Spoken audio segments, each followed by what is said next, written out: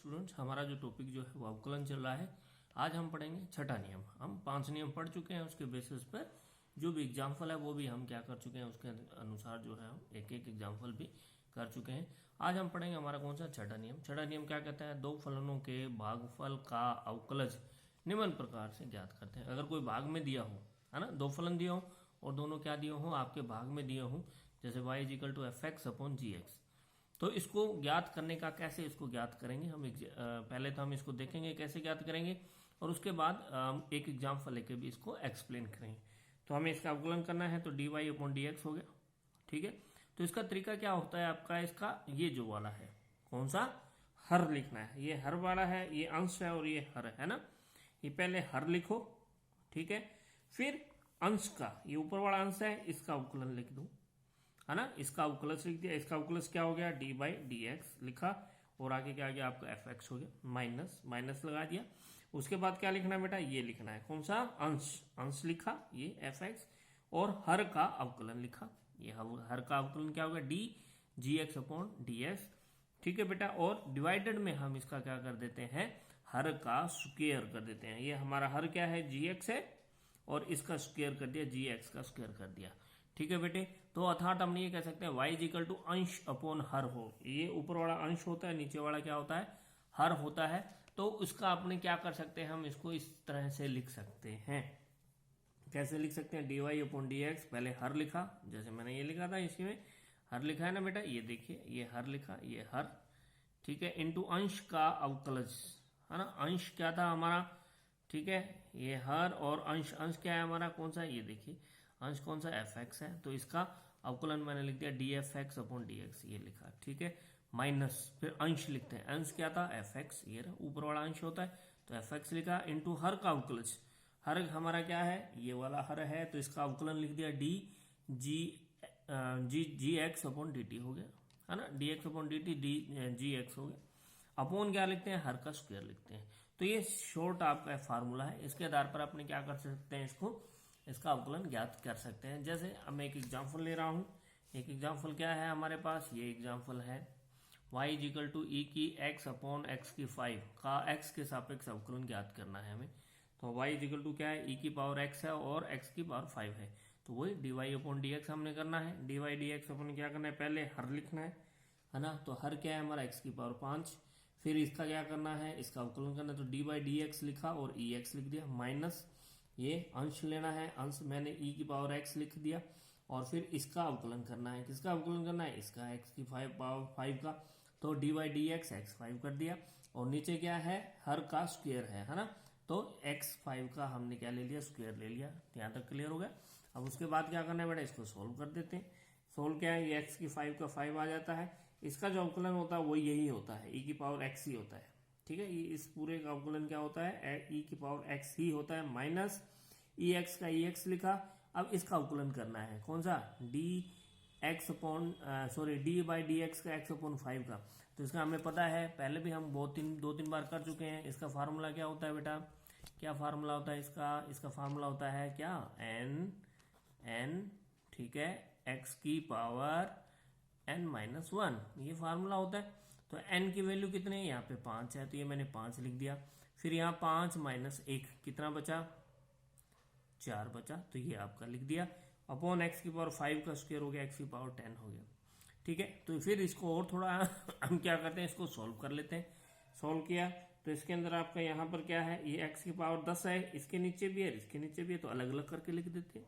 ये x5 ex, ये रहा ex x5 upon x10 minus ex, ये आपका 5x की 4 एंड आपकी x की पावर 10। जो इसको कटता है वो काट दीजिए, ये 5 है, इधर 10 है, तो नीचे क्या बच जाएगा, 5 बच जाएगा, और इधर ये 4 है, इधर ये 6 है, तो इसको काटेंगे तो नीचे कितना बचेगा, 6 बच जाएगा। तो इसको हम क्या है, इसको सोल्व कर लेते हैं बेटा। सोल्व करके इसको वापस से लिख देते हैं। तो हमारी इक्वेशन क्या बन गई, हमारी इक्वेशन बन गई ये, क्या बन गई, इसके अंदर e की power x, okay, upon x की पावर क्या बनी बेटा, 5 बन गई, है ना। e की पावर x अपॉन x की पावर 5 बन गई, और इधर क्या बचा, माइनस ई एक्स इंटू 5 अपॉन एक्स 6। तो डी बाई डी एक्स, अब इसमें कॉमन क्या है, ई एक्स कॉमन है, ये देखो ई एक्स मैंने कॉमन ले लिया, तो यहाँ क्या बचा, 1 बटा एक्स की पावर 5, तो ये 1/x⁵ माइनस का माइनस, ये माइनस का माइनस लगा दिया, यहाँ का बचा, ये तो बाहर आ गया था, यहाँ पर यहाँ आ गया, बचा क्या 5 बचा, ये 5 का 5 लिखा और नीचे क्या लिखा x⁶ लिख दिया मैंने। क्लियर हो गया। तो ये तो हमारा हो गया नियम कौन सा, छठा, और इसके आधारित आपका एक क्वेश्चन हमने कर लिया। अब आते हैं नियम कौन सा बेटा, 7 नियम क्या कहता है, फलन के फलन का, यानी कि दो फलन दे दिए और उनका अवकलन करना है, तो हम क्या लगाते हैं, श्रृंखला नियम लगाते हैं। क्या लगाते हैं, श्रृंखला नियम। माना कि y=f, ठीक है, ये फलन है किसका, g(x) का, यानी कि y फलन है किसका, g(x) का फलन है, ठीक है, फलन का फलन है, ठीक है। तो मान लेते हैं हम क्या है, y ये, इसको मैंने क्या माना, zx मान लिया, क्या मान लिया, सॉरी z मान लिया, zx नहीं z मान लिया, इस पूरे को, gx को मैंने क्या माना, z मान लिया। तो यहां से y क्या आ गया, fz हो गया, ठीक है। फिर हम क्या करते हैं बेटे, इसके अंदर दो तरह से इसको किया जाता है। तो पहले तो हम क्या निकालेंगे, dy/dz निकालते हैं, तो क्या हो जाएगा, dy/dz लिख दिया और ये मान मैंने एज इट इज लिखा। फिर हम क्या निकालेंगे, dz/dx रखेंगे, ठीक है, क्या रखेंगे, dz/dx, तो वो आपका क्या हो जाएगा, z का मान रखा, ये रहा gx/dx रख दिया मैंने। फिर आपका क्या करना है आपका क्या है बेटे, उसमें ऊपर नीचे क्या करना है, इस इक्वेशन को, ये वाली जो है, ये जो आपकी इसमें dy/dz है ना, इसको क्या करेंगे, ऊपर नीचे dz से गुणा और भाग कर देते हैं।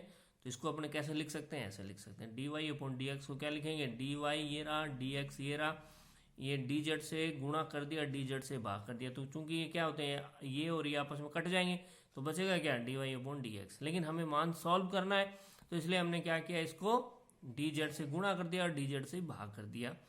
अब ये हमें पता है dy/dz क्या है, इसके बराबर है, ये देखो, ये वैल्यू मैंने यहाँ रख दी, इंटू गुणा का गुणा हो गया, dz/dx इसके बराबर है, ये हमें पता है इसके बराबर है, ये मैंने इसको रख दिया, ठीक है। क्लियर हो गया यहाँ तक। अब उसके बाद क्या करेंगे, हमें क्या निकालना है, यही वाला dy/dx, ये रहा, ये एज इट इज मैंने रख दिया इसके अंदर, ये रहा fz/dz हो गया, और आपका gx/dx हो गया बेटा। अब क्या करना है, इसके अंदर हमें इसको थोड़ा सा और सॉल्व कर लेते हैं। सॉल्व में क्या है आपका, dy/dx, तो ये लिख ही दिया मैंने इसमें, ठीक है। अब आपका क्या है, यहाँ पे fz है ना, ये z है, z किसके इक्वल है बेटा, gx के बराबर है ना। तो मैंने ये df लिखा, z की जगह पे मैंने क्या लिखा, gx रख दिया, और नीचे भी क्या है, dz है, तो d का d लिखा, z की जगह gx लिख दिया, और इंटू ये एज इट इज हमने लिख दिया। फिर क्या करते हैं बेटे, यहाँ पे जो आपका ये जो मान है, ये वाला मान जो है, ये वाला जो मान है, कौन सा, f(gx) की जगह पे एक नया फलन लिख देते हैं, फाई, क्या कहते हैं इसको, फाई कहते हैं, ठीक है, φx कह देते हैं, ठीक है। तो ये इसकी जगह पे फाई लिख दिया, तो ये क्या अपना d/dgx, और इसकी जगह लिख दिया ये आपका f, और g की जगह मैंने क्या लिखा, नया फलन फाई रख दिया, और ये हमने एज इट इज इसको रख दिया, जहाँ पे क्या है, dφx/dgx के को फलन फाई x का फलन तथा gx के सापेक्ष अवकलज कहा जाता है। तो इसके आधार पर अपने क्या कर सकते हैं, इसको ज्ञात कर सकते हैं।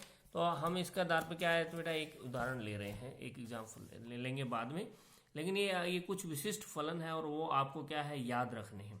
मान लेते हैं कि इसके अंदर y की पावर क्या है, y=e(ax) है, तो इसका जो अवकलज है आप निकालोगे dy/dx, वो इसके बराबर होता है, a(e)x के बराबर होता है, ये याद रख लीजिए, अच्छे से याद कर लेना। y=ax + b⁴n है, तो इसका जो अवकलज होगा वो क्या होगा, n(ax + b) और n-1 a के बराबर होगा।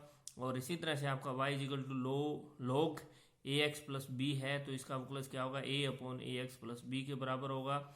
इसी तरह से y=ae(ax + b) है, तो वो किसके बराबर होगा, dy/dz e(ax + b) × a के बराबर होता है, ठीक है। तो इसके आधार पर अपने क्या है, इसको निकाल सकते हैं, ठीक है। अब इसके आधार पर हम अपने क्या करेंगे, एक न्यूमेरिकल्स करते हैं।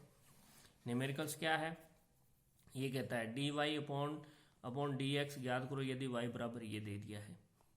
तो मान लेते हैं ये आपका श्रृंखला नियम लगाएंगे, तो z इसको z मान लिया, z क्या है आपका x³ + 2x, इसको z माना, चूंकि इसका स्क्वायर है तो ये y क्या होगा, z का स्क्वायर हो गया। अवकलन कर दो, dy अपॉन dz, इसका अवकलन करेंगे, है ना, इसका अवकलन करेंगे तो क्या हो जाएगा, ये आपका आगे आ जाएगा 2। फिर आपका क्या बचेगा, ये होता है ना बेटा n ए आपका x की पावर n माइनस 1, तो n 2 है तो 2 आगे आ गया, फिर 2 माइनस 1 तो 1 ही बचा, तो ये z बचा, 2z हो गया, ठीक है। और dz अपॉन dx अपने निकाल लेंगे, ये कौन सा 3x स्क्वायर प्लस 2, है ना, क्या है 3x स्क्वायर प्लस 2, ये इस तरह से आएगा। तो z का मान हमारे पास ये है, dz अपॉन dx, z का मान क्या है x की क्यूब प्लस 2x। तो इसका सोल्व कर लीजिए, ये n 3 आगे आ गया, x 3 माइनस 1 प्लस 2 इंटू ये 2 का 2 लिखा इंटू x का मान 1 है तो 1 माइनस 1, तो ये कितना बना 3x स्क्वायर प्लस 2 हो गया, ये dz अपॉन dx का मान ये आपका आ गया, ठीक है। फिर श्रृंखला नियम लगा दिया, श्रृंखला नियम तो यही था हमारा, dy upon dx is equal to dy अपॉन dz into dz upon dx। तो ये हमने मान निकाले हुए हैं, कौन कौन से निकाले हुए हैं आपने मान ये निकाला है, dy अपॉन dz किसके बराबर है 2z के बराबर है, और dz अपॉन dx किसके बराबर है, इसके बराबर है, ये मान निकाल दिया। फिर चूंकि हमको बताया कि z इजिकल टू क्या था एक्स क्यूब प्लस 2x है, तो ये 2 का 2 लिखा, z की जगह ये मान रख दिया और ये एज इट इज हमने मान इसका रख दिया। तो इसके आधार पर हम क्या है इसको सॉल्व कर सकते हैं। तो ये तो हमारे हो गए कौन से मुख्य जो नियम थे वो अवकलन के हो चुके हैं।